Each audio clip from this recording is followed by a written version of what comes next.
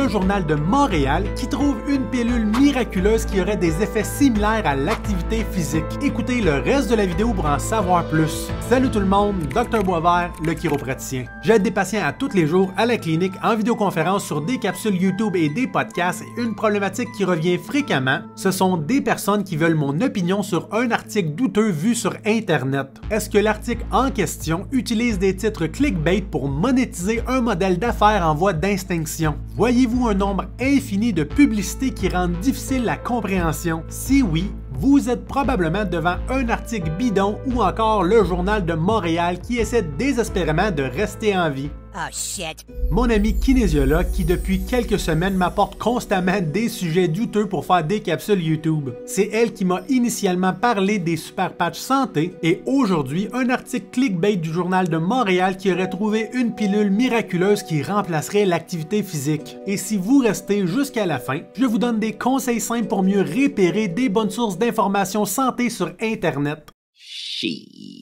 L'article de blog explique à travers plein de publicités pour les sauver de la faillite que des scientifiques de la faculté de médecine de l'Université de Washington recherchent depuis 10 ans une pilule capable de reproduire les bienfaits d'une séance d'entraînement, du moins dans des cellules de rongeurs. Vous comprendrez que ça n'a absolument rien à voir avec une application concrète sur le corps humain. De plus, nulle part sur le site internet, il est indiqué clairement la source pour l'étude en question, donc rendant impossible de confirmer les affirmations mentionnées dans le blog, qui représente un énorme red flag et qui confirme que vous n'êtes pas en présence d'un article sérieux pour des informations de santé. Mais quels seraient des critères simples que vous pourriez utiliser pour éviter la désinformation clickbait sur Internet?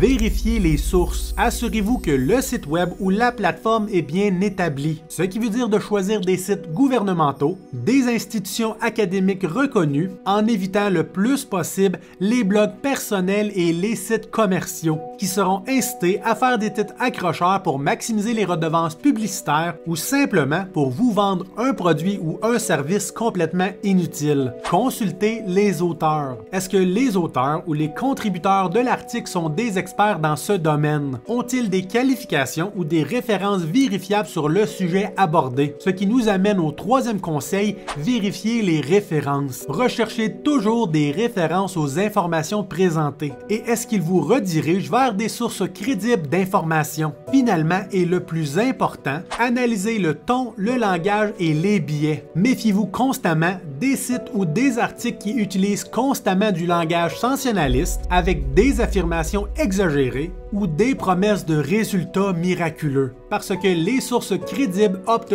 généralement pour un discours posé avec des nuances en évitant les opinions personnelles. Mais le conseil le plus important, ça serait de ne surtout pas oublier de vous abonner et de cliquer sur la petite cloche pour être avisé de toutes nos capsules hebdomadaires dans le futur. Nice. Pour conclure, utilisez ces stratégies pour mieux évaluer la crédibilité des sources d'informations de santé sur Internet. Faites preuve de vigilance, vérifiez vos sources, consultez des sites gouvernementaux qui vous aideront à prendre soin de vous-même, mais aussi de toute votre famille de façon responsable. Parce qu'une personne informée, c'est une personne en contrôle de sa santé.